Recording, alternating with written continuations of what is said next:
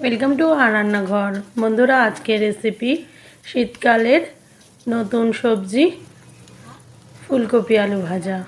আমরা অনেকেই ফুলকপির বিভিন্ন রেসিপি খেয়ে থাকি। আমার বাড়িতে কিন্তু এই ফুলকপি আলু ভাজাটা খুব ভালো হয় এবং প্রায় সপ্তাহেতে একদিন হয়ই, কারণ আমাদের বাড়িতে ফুলকপি আলু ভাজা খেতে আমরা বিশেষ বিশেষ কিছু ব্যক্তি আছি যারা খুব ভালোবাসি। তার মধ্যে আমি একটা, আমার বাবা, দুজনেই ফুলকপি খেতে ভালোবাসি বলে মাঝে মাঝেই ফুলকপি ভাজা হয়। যাই হোক, প্রথমে ফুলকপিগুলোকে আমি একদম ছোট ছোট করে কেটেছি, কারণ এটা আমি সেদ্ধ করব না, ভাজতে ভাজতেই সেদ্ধ হয়ে যাবে। ফুলকপিটা কেটে আমি জল দিয়ে রেখে দিয়েছি, ধুয়ে নিয়েছি। তারপর আলুগুলোও ঠিক ফুলকপির মতো ছোট ছোট করে টুকরো করেছি, যাতে তাড়াতাড়ি সেদ্ধ হয়ে যায়।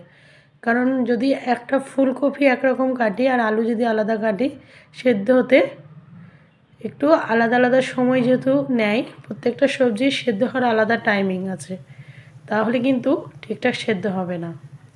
এরপর আমি সাদা তেলে 3টে শুকনো লঙ্কা দিয়েছি। শুকনো লঙ্কাগুলো ভেজে আগে থেকে তুলে রাখবো। একটু এই ফুলকপি ভাজা একটু ঝাল ঝাল হয়, খেতে খুব ভালো লাগে রুটি, ভাত, পরোটা। তারপরে আমি পেঁয়াজ দিয়েছি।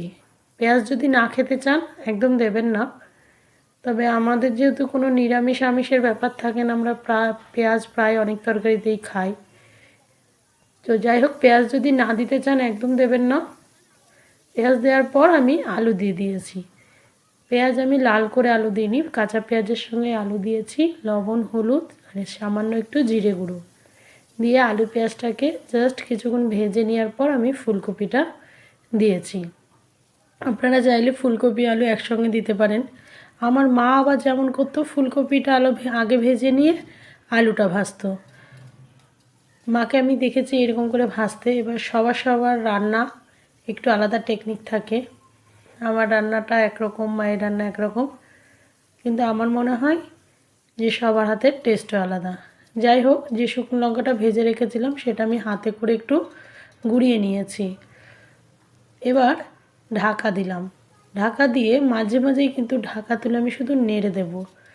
এই নাড়তে নাড়তেই আপনার ফুলকপি আলু নরম হয়ে যাবে এবং ভাজা হয়ে যাবে।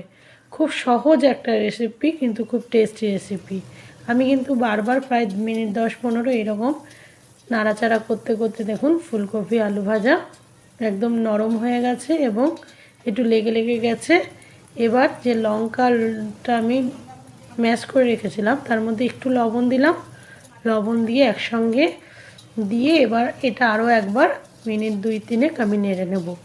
রেডি হয়ে যাবে আপনার ফুলকপি আলু ভাজা। এইভাবে একবার ফুলকপি আলু ভাজা করে দেখুন, আমার মনে হয় আপনাদেরও খুব ভালো লাগবে। কারণ আমার রেসিপিতে কোনো আমি ডুপ্লিসিটি করি না। যেটা আমি বাড়িতে খাই, যেমনভাবে খাই ঠিক সেইভাবেই আপনাদের সামনে উপস্থাপন করি। আপনাদের যদি আমার রান্নাগুলো ভালো লাগে, প্লিজ অন্যদের সাথে শেয়ার করবেন এবং বাড়িতে করে দেখবেন যে রান্নাগুলো সত্যিই ঠিকঠাক হয় কি না। আর ভালো থাকবেন, সুস্থ থাকবেন। দেখুন, আমি গরম ভাতে জাস্ট স্কুল যাওয়ার সময় গরম ভাতে এই ফুলকপি আলু ভাজা দিয়ে অল্প একটু ভাত মেয়েকে খাওয়ানোর সময় কিন্তু আমি নিজে একটু খেয়ে নিয়েছি। এটা আমার মা এবং অনেকেই আমার বিশেষ বিশেষ বন্ধুরা তারা বলে যে একটু বাচ্চাদের খাওয়ানোর সময় নিজে একটু খেয়ে নিবি, তাহলে পেটটা ভরে যাবে।